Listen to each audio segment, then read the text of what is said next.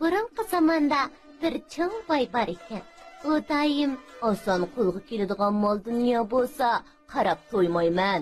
Jafo chekib erishadigan mol dunyo bo'lsa, nazar ko'zimni sep qo'ymayman, deydi ekan. Va aysh ishrat kayf safo bilan kun o'tkazadi ekan. Kunlardan bir kuni ketib etib, yer haydayotgan qavun bir dehqonga yo'liqibdi. Boy uni qo'lga tushirmoqchi bo'lib, ichida bir shumliqni o'ylashga kirishibdi. Dal mush chaqda qo'shning tishi bir narsaga qattiq urilibdi. Dehqon shunda qarasa, qo'shning izidan yo'g'on bir ko'zi ko'rinibdi.